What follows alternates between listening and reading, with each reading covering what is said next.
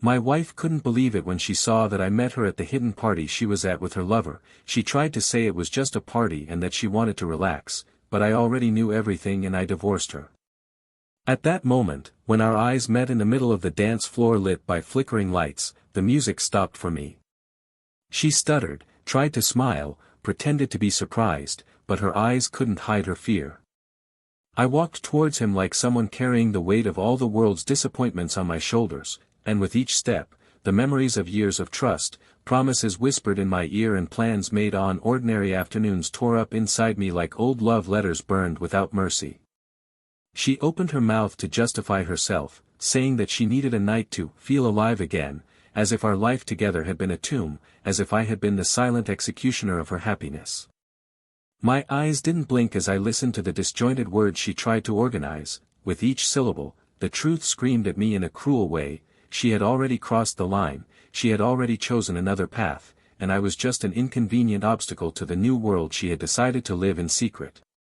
I remember the heat on my face, the closed hands, the lump in my throat that barely allowed me to breathe while she, desperate, murmured that everything was just a misunderstanding, that it was in my head, as if my eyes were liars, as if my soul was playing a trick on me. Her cowardly lover tried to hide among the guests, perhaps hoping that I wouldn't notice, perhaps thinking that I was foolish enough to ignore what was before my eyes, but his look of disguised superiority, of silent triumph, was the last straw that made me understand that nothing she said there could erase what had already been done. The party continued as if nothing had happened, as if my pain was invisible, as if I were just another ghost wandering among fake smiles and empty toasts. I left without looking back, without giving her the chance to finish her lame excuses. I didn't scream, I didn't cry in front of them.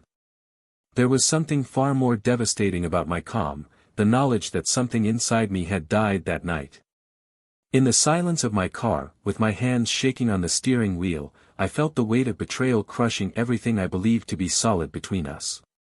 I remembered the nights we lay awake dreaming together, the lazy Sundays in bed, the birthdays, the vows, the small gestures that, now, all seemed like a big lie told to keep me blind while she fed her own desire for freedom at the expense of our history.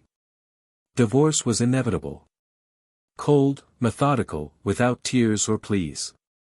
When she received the papers, for the first time I saw the genuine desperation in her eyes. As if, at that moment, she understood that the price of the freedom she sought was too high. She tried to argue, saying that she didn't know what she was doing, that she needed time to find herself again, as if I were to blame for her losing herself. But I had already decided, my dignity was not a bargaining chip for his existential crisis.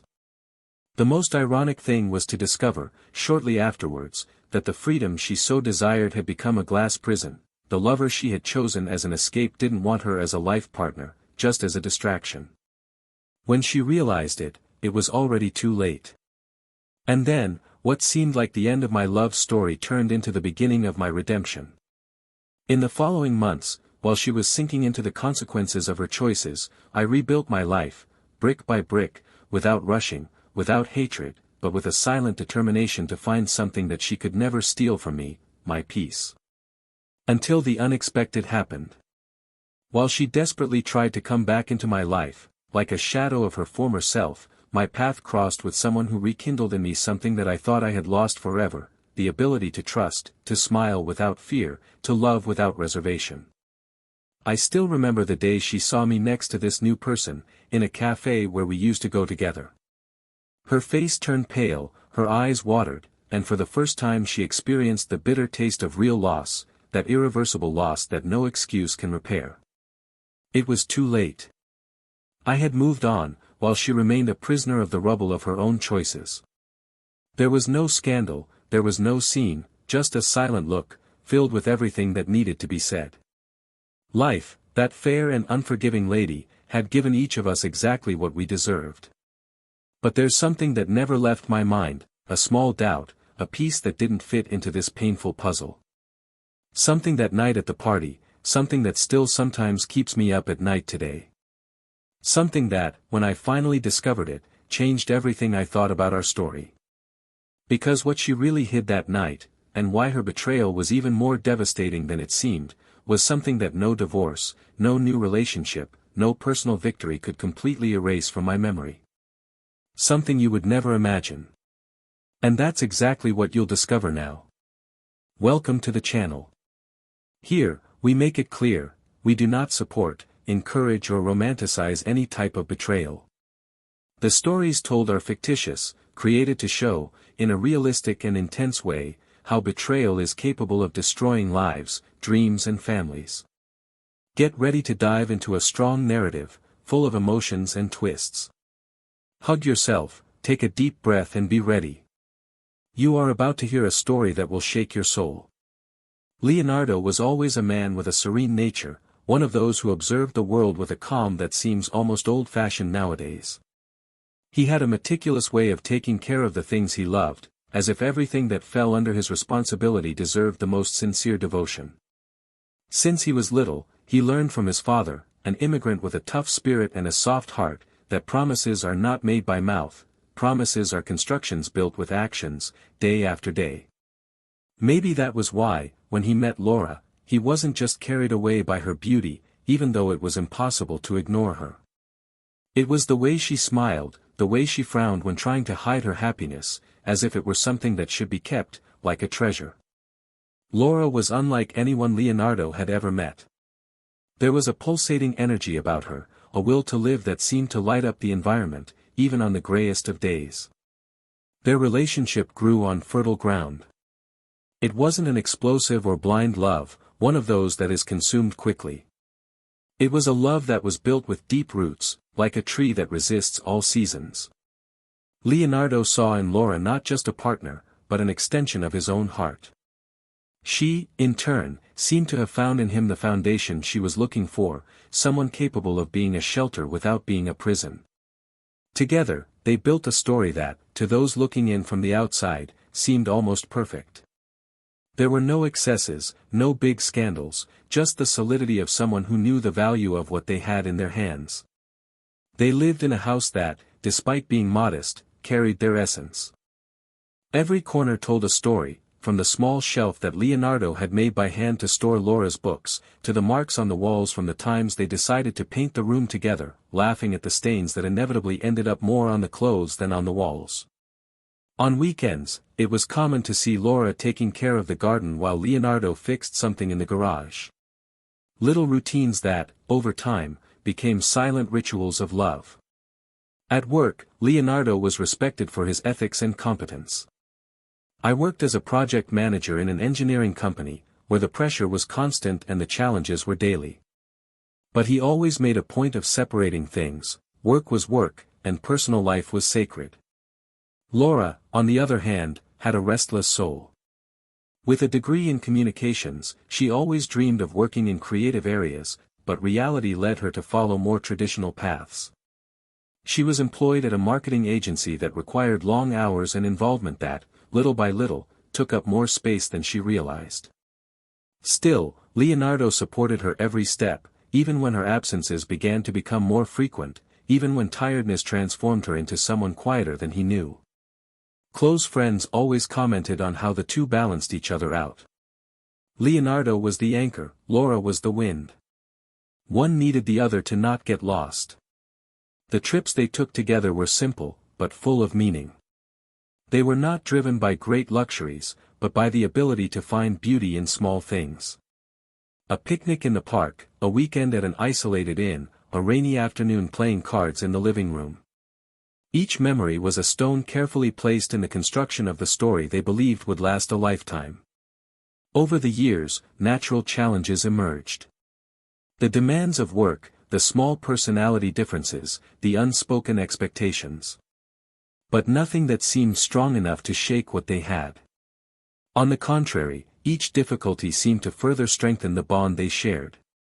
In moments of crisis, Leonardo had the rare gift of bringing calm to chaos, while Laura, with her contagious energy, showed that there was always a way out, there was always a new beginning. Their social circle was wide, but there was a blind trust in each other. Parties, events, meetings with friends were moments of celebration, never of distrust. Laura loved dressing up for these occasions, shining in a way that seemed to outshine everyone else around. Leonardo, in turn, was proud to be by her side, admiring her in silence, like someone who knows the value of the jewel he carries in his chest. Inside the house, they cultivated small gestures that spoke more than words. The note left on the bathroom mirror before a difficult day, the coffee in bed on lazy mornings, the complicit look exchanged during silent dinners. These little things formed the invisible fabric that they believed would hold them together forever. There was never room for blind jealousy or unhealthy possession. There was respect, there was admiration, there was love. Leonardo was so dedicated to this life that, sometimes, he forgot to look at himself. His world was Laura and her happiness was his highest priority. He spared no effort to make her feel supported, desired, loved. Perhaps, without realizing it, he placed Laura on such a high pedestal that she herself began to feel the weight of that adoration. Over time, certain insecurities began to emerge. Silent questions, doubts drowned out by everyday commitments. But, like any long relationship, they learned to deal with it the best way they could, believing that, in the end, love overcame everything. The once intense conversations gradually became more practical. Messages of love gave way to grocery lists and to-dos for the next day. The uncontrollable laughter turned into brief smiles amid the rush.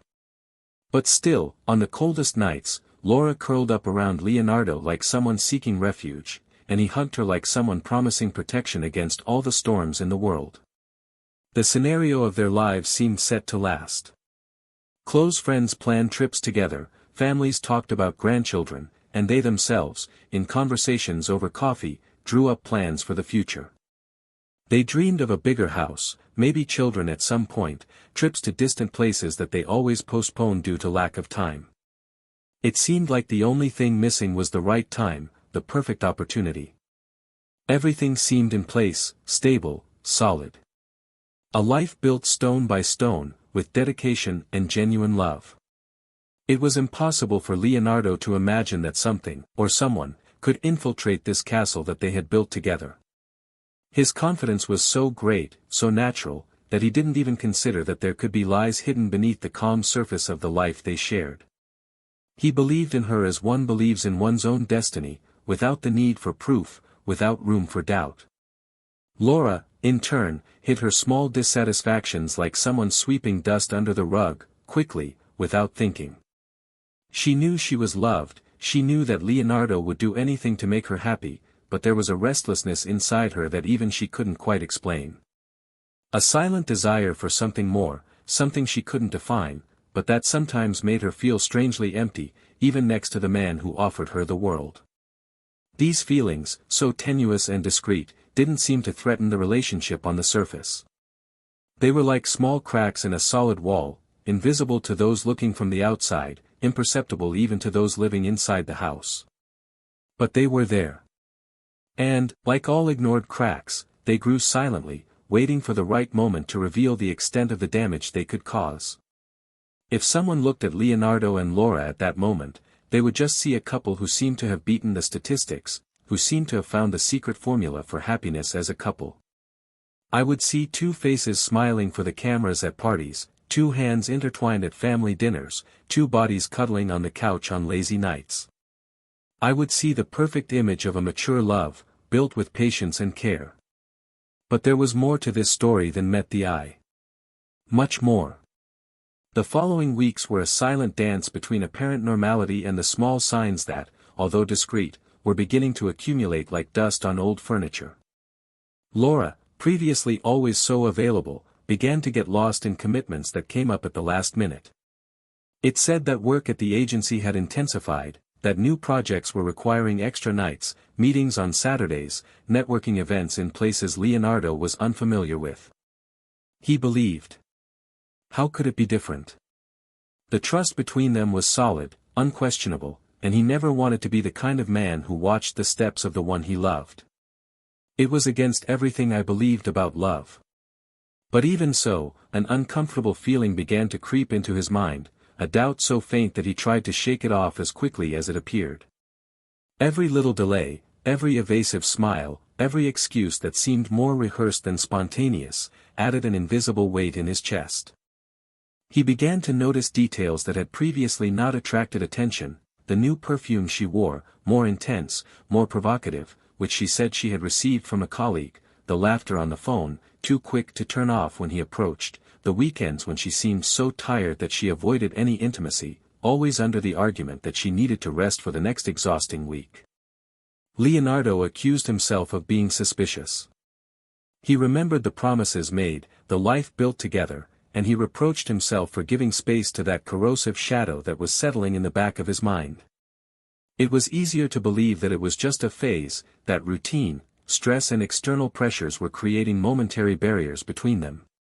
He fought against distrust like someone fighting against nature itself, desperately clinging to the image they had built together. Laura, on the other hand, seemed increasingly distant, even when she tried to hide it. There was a rush about her, an urgency, as if time was always racing against something she didn't yet dare face. Conversations became shorter, dinners quieter. Leonardo tried hard, tried to bring up topics, rescue what seemed to slip through his fingers, but it was like trying to contain water with his hands. She smiled, of course, said she loved him, hugged him tenderly, but there was an emptiness in the hug, an absence in the words, which his instinct, although reluctant, could not ignore. One Saturday night, Laura mentioned a company party.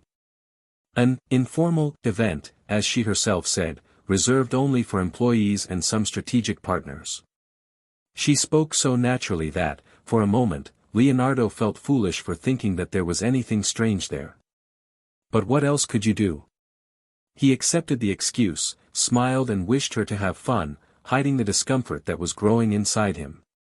He spent the night trying to distract himself, but her absence seemed to scream from every room in the house. The hours passed slowly, and his cell phone remained silent, with no messages, no news. Around midnight, the restlessness became unbearable. Without planning, just driven by an irrational impulse, Leonardo decided to leave. He took the car keys and drove through the less busy streets, without a clear destination. Maybe he expected to find her leaving that party, maybe he just wanted to calm the anxiety that consumed him. What he didn't expect was to see his car approaching a place full of lights and music, a space known for hosting corporate events. And it was there, amidst laughter and unfamiliar faces, that his world began to fall apart. The first thing he noticed was Laura's presence in the middle of the dance floor. She looked beautiful, as always, but there was something different about her. A sparkle in his eyes, a lightness in his movements that he hadn't seen in a long time. But what really stopped him was the man next to her. A stranger who approached her with an intimacy that left no room for doubt. Their hands touched each other in a subtle way, like someone sharing a secret, like someone belonging to each other. Leonardo's blood ran cold. For a few moments, he couldn't move. It was like I was trapped in a nightmare that I didn't know how to wake up from. Laura noticed his presence and froze. The smile disappeared from his face like a candle blown out by an unexpected breath. The man next to him, sensing the tension, retreated discreetly, but the damage was already done. Leonardo crossed the crowd like someone crossing a battlefield, without hearing the music, without seeing the faces around him. He stopped in front of her, looking at her with an expression that mixed pain, disbelief and contained anger. She tried to say something, stammered justifications that died in her throat. He didn't need to hear anything. Her eyes, her panicked expression, said everything words could never express. The surrounding atmosphere felt dense, heavy. Some people looked, others pretended not to see. Laura reached out her hand, as if trying to pull back something that had already slipped away, but Leonardo just took a step back. There was nothing more to be said there. He turned, leaving her behind, lost in the middle of the party that now seemed grotesque and absurd. Pain throbbed inside him, each heartbeat felt like a dull blow against the reality that was disintegrating around him. He drove aimlessly for hours, not knowing where to go, just wanting to put distance between himself and the image of her in another man's arms. When he finally parked, he didn't even know what neighborhood he was in. He leaned his head against the steering wheel and let the tears, stubborn and silent, run down his face. It wasn't just the pain of betrayal. It was the pain of seeing the entire story constructed so carefully being reduced to dust in an instant. Days passed without him answering calls or responding to messages. Laura searched, insisted, tried to explain, tried to lessen the gravity of what happened, but Leonardo knew that there was no return for certain betrayals. The image of her that night was stuck in his mind like an open wound that refused to heal. Every word spoken, every promise made, every dream shared now seemed like a farce played out with cruel perfection. The divorce petition was handed to her without ceremony. No letters, no long conversations, just cold papers that officially closed what, in his heart, had already ended on the night of the party. She cried, begged for a second chance, swore it was a mistake, that there was still love between them. But Leonardo, no matter how much his heart bled, knew he could no longer trust. And without trust, love is nothing more than a shadow of what it should be. The divorce ran its course. The division of assets, her leaving the house, the painful reconfiguration of a life he thought was definitive. In the midst of all this, Leonardo immersed himself in work, trying to fill the void with tasks and commitments, trying to forget that, while he was rebuilding himself piece by piece, something inside him had changed forever. But there was something that Laura had not yet revealed. Something that she carried in silence, a truth that, when it came to light, would change everything Leonardo thought he knew about that fateful night and the reasons that led her to betray the trust he had placed in her. And this revelation was about to happen, brutally and irreversibly. Time had dragged on after the divorce like a slow, bitter tide. Leonardo reconstructed his days with the silent precision of someone who no longer had room for error. Each morning was a small battle won, each night was a reminder of what I had lost. Laura had disappeared from his days, but not from his mind. Sometimes her face appeared in the shadows of sleepless dawns, sometimes her voice echoed in his memories without him wanting it. He knew it wasn't love he felt most, it was just grief for what they had been. Until a new chapter began, timidly like a thread of light crossing the crack of a half-open door. Helen came into his life without promising anything. No pretensions, no demands, no rush. They met by chance, at a contemporary art exhibition that Leonardo had attended at the invitation of a work colleague. She didn't have the flashy glow that Laura carried like armor, but there was a serene calm about her, an understated light that warmed without burning. The conversation flowed naturally, the smiles appeared effortlessly, and for the first time in months, Leonardo felt alive in a way that didn't depend on memories of the past. There was no rush. Each encounter was like a carefully turned page. It wasn't about forgetting what he experienced with Laura, but about understanding that, even after the biggest disappointments, it was possible to start over. With Helena, Leonardo discovered that true love is not built on illusions, but on the sincere acceptance of imperfections. It wasn't an overwhelming passion that consumes everything in a few months, it was a slow and solid construction, made of respect, affection, and a transparency that he had never known he needed so much. Then, the inevitable happened. On an ordinary afternoon, in a cafe he frequented with Helena, Leonardo saw Laura again. She looked different, aged inside, even though her face was still beautiful. Her eyes, once full of brightness and pride, now carried a weight he instantly recognized, regret. Laura hesitated, stopped a few meters away, looking at him with a mixture of hope and fear. Leonardo pretended not to see. Not out of pride, but because he finally understood, that part of his life was over.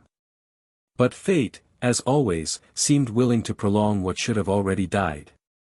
Days later, Laura looked for him. Not through empty messages, but by knocking on your door, eyes teary, voice choked. He didn't want to open it. Everything inside him told him to leave the past out, but human curiosity, the need to understand every last point of that story, moved him to turn the knob. Laura entered with the hesitation of someone who knows she has already lost before even fighting. There was no haughtiness, there were no cheap excuses. Just a silence filled with everything that remained between them. She began to speak, the words stumbling over each other. She said that she had deeply regretted it, that what she had done was not justifiable, that she had lost herself. Leonardo listened in silence, feeling the distance between them grow with each word. When Laura mentioned that she still loved him and wanted a second chance, he almost smiled in sadness. There was nothing left there to be rescued. But then, like someone carrying a burden too heavy to bear alone, Laura let go of what she had been holding on to. He said that the betrayal was not just the result of desire or boredom. That there was a deeper, more devastating reason. On the night of the party, she didn't just cheat on him. She knew exactly who the man she was involved with was. It was someone who knew Leonardo, someone who had been, at some point, his friend. He wasn't just any stranger. It was a man who, years before, Leonardo had helped in a moment of crisis, extending his hand without asking for anything in return. A man that Leonardo considered part of his trusted circle. Laura confessed that the involvement did not start by chance. She had looked for this man. She had felt invisible in the last few months, displaced, forgotten, even without Leonardo having changed his love for her in any way. It was a feeling that silently grew until it became an abyss. And instead of talking, trying to understand, she chose to hurt. She chose to take revenge for a pain that only existed within her, deliberately destroying the only person who had always loved her without reservation. Leonardo listened in silence, his stomach turned, his breathing heavy. Laura's every word was a stab that cut deeper than the physical betrayal itself. It wasn't just the body she had given to another. It was the memory, the history, the trust, all tainted by a conscious choice to hurt him in the cruelest way possible. The betrayal was not a one-night mistake, it was not the result of weakness. It was premeditated. It was calculated. Laura's voice shook as she begged for forgiveness. She said she couldn't bear the guilt anymore, that she saw Leonardo everywhere she went, in every unknown face. He said he had tried to move on, but that no one loved her like he did. That no one would make her feel as safe as he did. And now, seeing him with someone else, I felt like I had lost something that could never be rebuilt. She cried convulsively, lost in her own guilt, trying, albeit futilely, to cling to a ray of hope.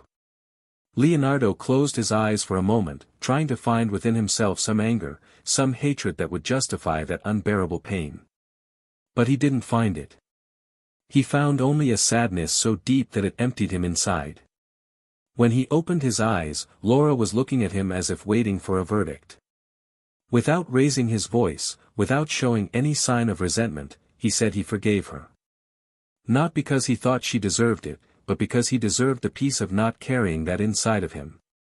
He said he wanted her to find a way to forgive herself, to find something that made her want to be better, not to win someone back, but for herself. But he also said, with brutal serenity, that there was no more room for her in his life. That the love he felt was real, immense, but now it belonged to another time, to another man who no longer existed. He said he now loved someone else. And that this new story would be written with someone who knew how to see him even in the midst of the rubble. Laura fell to her knees, defeated, sobbing disjointed words. But Leonardo didn't hate her. I felt sorry. Pity for those who didn't know how to value what they had until they lost it. Pity for those who destroyed with their own hands the only bridge that could save it from itself. He closed the door softly, leaving out not just Laura, but all the pain, all the hurt, all the weight of a past that he was finally leaving behind. And on the other side of the city, as he walked hand in hand with Helena in the soft light of an evening, Leonardo knew, with the certainty that only comes after the deepest pain, that he had found something worth protecting. Something real.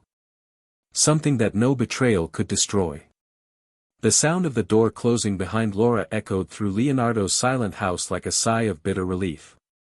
For a few minutes, he remained motionless, leaning against the cold wood, feeling the weight of what had just happened pressing down on his shoulders as if the past was trying to pull him back.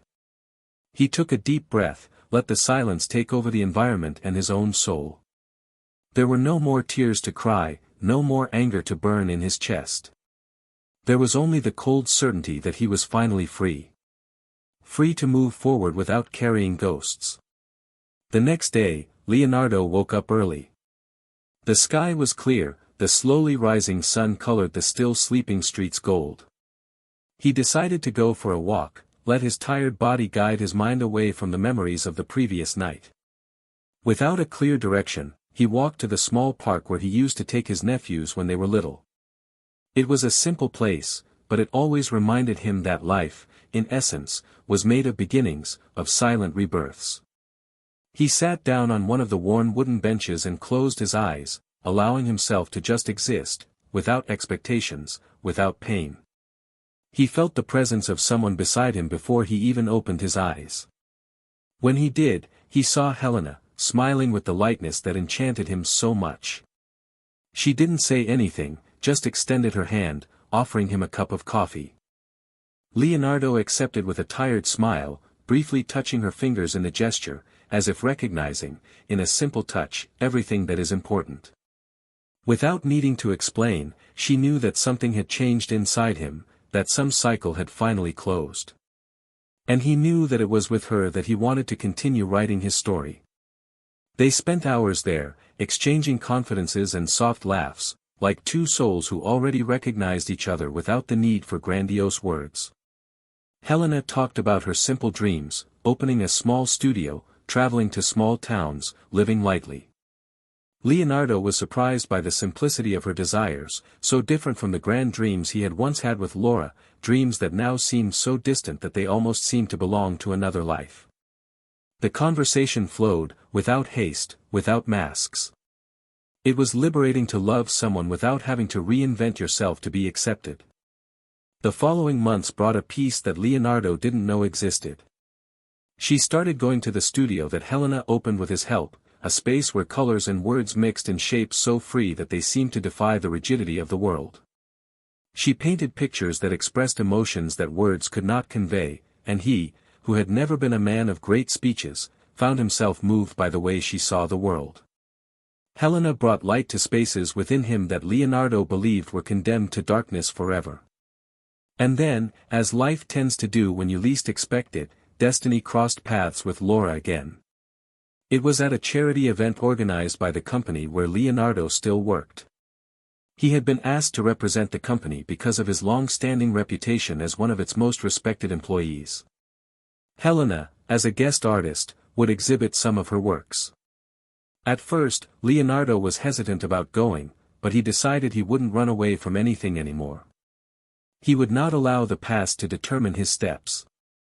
In the bright room, among decorated tables and ambient music, Leonardo saw Laura. She was alone, in a sober dress that seemed to try to hide more than reveal. Her eyes met his, and for a moment, time seemed to freeze. But there was no more pain in Leonardo. Just a distant compassion, as if he were looking at someone who was no longer part of his reality.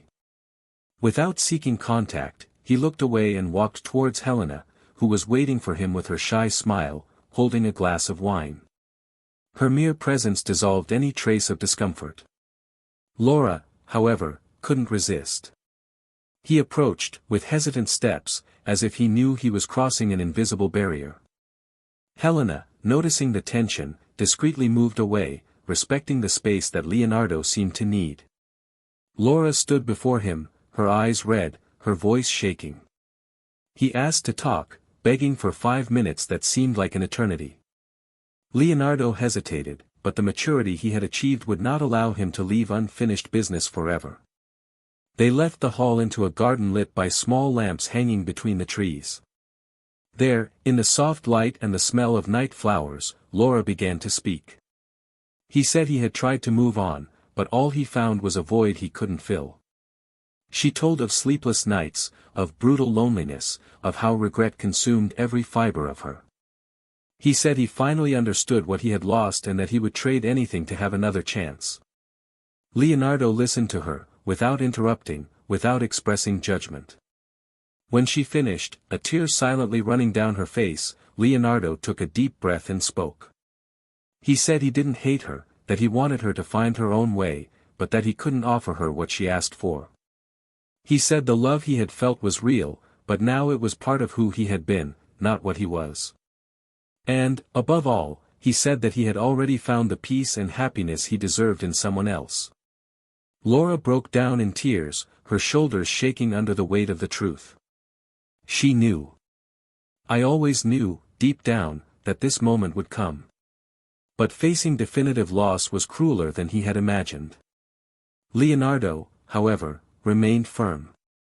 Not with cruelty, but with the serenity of someone who had finally learned that, sometimes, the greatest proof of self-love is simply moving forward. They returned to the hall without exchanging any more words. Leonardo found Helena waiting patiently, her eyes full of understanding. He approached her, took her hand and smiled. I didn't need to say anything. Helena knew. And, in that silent touch, in that simple gesture, Leonardo sealed the beginning of a new story, built not on the ruins of the past, but on the living hope of a deserved future. Hours later, already at home, sitting next to Helena, watching her fall asleep on the sofa with an open book on her lap, Leonardo understood that the real victory was not making Laura suffer for what she had done. The real victory was to be happy in a way she could never destroy. It was loving again, trusting again, living again, without fear, without resentment, without looking back. And, as he gently stroked Helena's hair, he knew, in the depths of his being, that he had finally found his home. Life doesn't change overnight, even when everything around seems different. After that night at the event, where every word spoken between Leonardo and Laura seemed to have contained centuries of untold stories, something inside him continued to pulse with strange echoes. The peace he had achieved alongside Helena was real, but even so, deep within his soul, a silent battle was beginning to form. It wasn't because of a lack of love. With Helena, he felt a serenity he had never experienced before. It was another type of conflict, more difficult to name, the cruel doubt whether, by leaving Laura behind permanently, he would not also be burying a part of himself that, however painful it was, still had deep roots in his history. The following days went by quickly, filled with new projects at work and the small joys of life with Helena. Walks in the park, impromptu dinners on the balcony, lazy afternoons where the world seemed suspended between shared laughter and glances. But at night, when the lights went out and silence enveloped him, Leonardo found himself, against his will, revisiting Laura's last words in the illuminated garden. Her pleas echoed in his mind not as a plea for reconciliation, but as an uncomfortable mirror, reflecting questions he tried to ignore. Was it possible to truly forgive someone who had hurt him so knowingly? Was it fair for Helena to carry the shadow of a dead love in her heart, even without the desire to resurrect it? The moral dilemma corroded subtly. Because it wasn't about Laura anymore. She had no place in his life. But it was about him. Of who he was now. Leonardo had always believed himself to be a man of principle, someone who built his life on solid foundations, but now he found himself torn between the desire to erase all past pain and the fear that, in doing so, he was also erasing essential parts of his history. It wasn't just about Laura. It was about the internal struggle between the desire for emotional justice and the need for compassion. Between the memory of pain and the hope of freedom. Helena noticed Leonardo's uneasiness, even if he tried to hide it. Her sensitivity to reading his silences was one of the things that fascinated him most. One night, as they were tidying up the small art studio she had set up together, Helena approached him, leaned against him and asked, in a simple and direct way, if there was anything he needed to say, something that was weighing beyond what his words could carry. Leonardo, surprised by her clarity, hesitated for a moment. He thought about denying it, about smiling and saying everything was fine, but something in her honest look disarmed him. Then he spoke. Not the details, not the old wounds, but the feeling that consumed him inside. He said he was afraid that the scars of the past would tarnish the future they were building together. That he was afraid he wouldn't be able to offer her the fullest version of himself. Helena listened to him without interrupting, with the silent patience of those who know that other people's pain doesn't need to be fixed, just understood. When he finished, she smiled softly, placed her hand on his chest and said that loving someone was not just loving the reconstructed parts, but also the cracks that still hurt. That she knew that Leonardo carried stories before her, and that she didn't expect him to be a blank slate. On the contrary, I loved him precisely because he was made up of layers, falls, resistances, rebirths. These words, so simple and so profound, touched Leonardo irreversibly. For the first time, he felt like he could truly leave the past where it belonged, not through oblivion, but through acceptance. He would no longer need to punish himself for what he experienced or blame himself for what he lost. Life was not a straight line, but a succession of curves, and he finally allowed himself to move forward without having to carry unnecessary weights. However, the story with Laura had not yet finished telling its last whispers. A few days later, Leonardo received a handwritten letter delivered to his home. He recognized the handwriting before he even opened the envelope. For a moment, he thought about tearing it up without reading it, but something stronger stopped him. He sat down in the armchair in the living room, took a deep breath and began to read. It was a farewell letter. Laura said that she had decided to leave the city, to start over in another place, where the memories weren't so heavy. He said he didn't expect anything more from him, neither forgiveness nor friendship. I just wanted to say thanks. Thank you for loving her so completely, even if she didn't know how to value it. She said that she had learned, in the hardest way possible, that love is not something guaranteed, that trust is not rebuilt with words, but with actions that, for her, already came too late. The letter was short, sincere, written without the drama she usually had. Leonardo finished reading with a lump in his throat, not from pain, but from a strange kind of relief. It was as if that letter was the last chapter of a book that he no longer needed to carry under his arm. He closed his eyes and, for a few seconds, allowed himself to just feel sadness, gratitude, melancholy and, above all, freedom. The following weekend, he invited Helena for a short trip, without planning, without expectations. Just the two of them, any road, a destination chosen at random. During the trip, they laughed like children, sang old songs on the car radio, shared comfortable silences that said more than any conversation. They stopped at a simple inn, surrounded by mountains and open skies. There, under the stars, lying side by side on a wooden balcony, Leonardo looked at Helena and felt something that transcends young and inexperienced love. He felt the calm certainty that he was exactly where he was supposed to be. There were no big promises, no emotional requests. Just the silent understanding that life, even after all the destruction, could still be beautiful, could still be worth living intensely. That love, when true, does not demand perfection from the other, but embraces their imperfections as an inseparable part of whoever loves each other. While Helena slept, with her head resting on his chest, Leonardo looked at the starry sky and understood, without a shadow of a doubt, that the scars would not define him. They would be part of his story, it's true, but they wouldn't stop him from building new chapters. And now, next to that woman who loved him not despite his wounds, but precisely because of them, he had finally found his redemption. And as the light wind swayed the balcony curtains and the stars seemed to twinkle silent promises of new beginnings, Leonardo knew that the end of that old story was not, in fact, an end. It was just the prologue of something much bigger. Time, with its silent stubbornness, has been redrawing the edges of what was once pain in Leonardo. Back in the city after the impromptu trip with Helena, life seemed to have finally found a calm, almost serene frequency, like a river that, after a storm, returns to flowing its natural course. Leonardo resumed his routine in a different way, with eyes more attentive to the small miracles of everyday life, to the taste of coffee made without haste, to the casual touch of a hand that holds his tenderly, to the way the light passed through the apartment window on lazy Sunday mornings.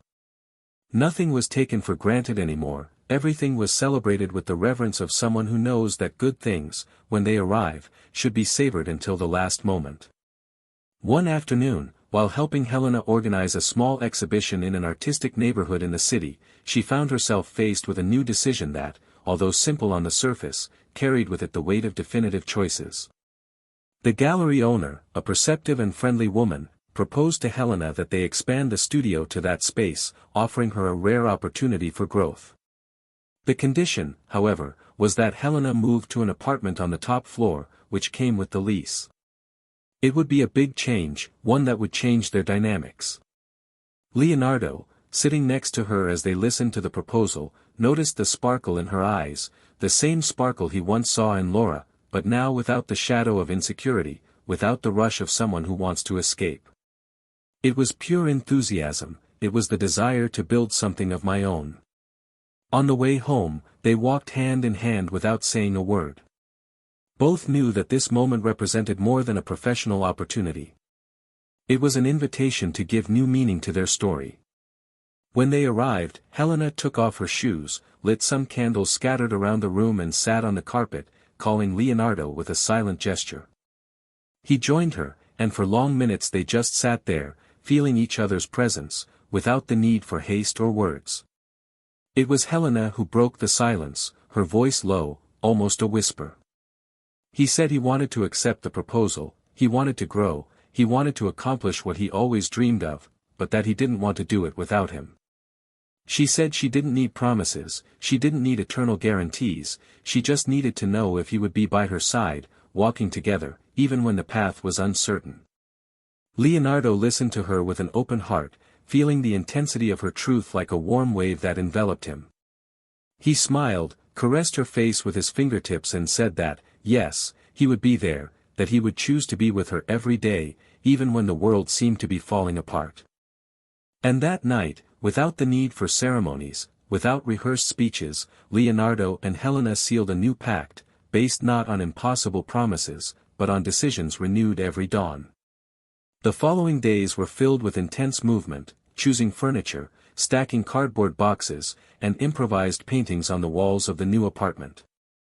Leonardo was surprised by how easily he felt in calling that new space home, even carrying the memories of the past in the pockets of his memory. It was different now. It wasn't forgetting what he experienced, but accepting that new stories could be written without having to tear out the previous pages. During an afternoon when they were assembling the shelves in the new studio together, Helena interrupted her work to show him a canvas she had been painting for weeks. It was an abstract but intense image, intertwined shapes that seemed to move away and find themselves again amidst a chaos of colors. She explained that painting was about new beginnings, about how sometimes you have to lose yourself to find yourself again. Leonardo stood still in front of the work, feeling his eyes burning. That was exactly what I felt. It was as if, in some mysterious way, Helena managed to translate what he still didn't know how to put into words. That night, they went out to dinner at a small restaurant they had discovered by chance on the way back from the new studio. Between bites of fresh pasta and sips of red wine, the conversation moved on to deeper topics. Helena, with her gentle courage, asked about the fears he still carried. Leonardo, this time, did not hesitate to open his heart. He spoke about the fear of becoming cynical, of losing faith in love, of repeating old patterns without realizing it. He spoke about the guilt he still felt, in rare moments, for having survived what seemed like the end of the world. Helena listened in silence, holding his hand on the table, squeezing lightly with each confession, as if saying, without words, that she understands, that she welcomes him, that she is there. When he finished, she smiled and said that loving someone is not asking them to be immune to the pain they have already experienced, but walking alongside them as they heal. And at that moment, Leonardo knew, with the clarity of someone waking up from a long dream, that he was finally free. Not from pain, because some pain shapes who we are. But free from the fear of loving again, free from the guilt of having survived, free to be happy without looking back. The move to the new apartment was celebrated with few friends, in a simple but meaningful way. Leonardo looked at Helena talking animatedly with the guests, laughing carelessly, and felt a gratitude that was almost impossible to contain. It wasn't just for her, but for himself. For having had the courage to cross the darkness, for having had the strength to believe that there was life after the fall. In a more intimate moment of the night, with most of the guests leaving, Helena pulled Leonardo to the balcony. The sky was clear, the stars twinkled over the sleeping city. Leaning against the railing, she looked at him with that look that said more than any words. He said that, if he wanted, they could start building something else there, together, without rushing, without pressure, but with the full awareness that they were both ready. Leonardo didn't respond immediately. He approached her, touched her waist gently and placed his forehead against hers. They breathed together, in silence, as if learning to trust their own breath again. Then, finally, Leonardo whispered that he wanted to. Not because he needed someone to fill voids, but because he had chosen to love Helena, with everything she was and everything he was now. And that no matter what the future brought, he wanted to face it hand in hand with her. And there, under the stars, without grand promises, without eternal guarantees, just with the strength of the conscious decision to love and be loved, Leonardo knew that, this time, he was exactly where he was supposed to be. No longer hostage to the past. No longer a prisoner of pain. But free, whole, and ready to finally live. Time took care of consolidating what, on that balcony lit only by the stars, seemed like a silent promise. Leonardo and Helena continued to shape a life based on conscious and daily choices, where love was not idealized, but lived in the practice of everyday gestures. The new house became more popular with both of them, a space where the walls held more laughter than fights, where complicity was not only felt in happy moments, but especially in those in which silence said more than words. Leonardo, who had once believed he had exhausted his ability to dream, now found himself drawing up plans that no longer seemed threatened by fear or mistrust.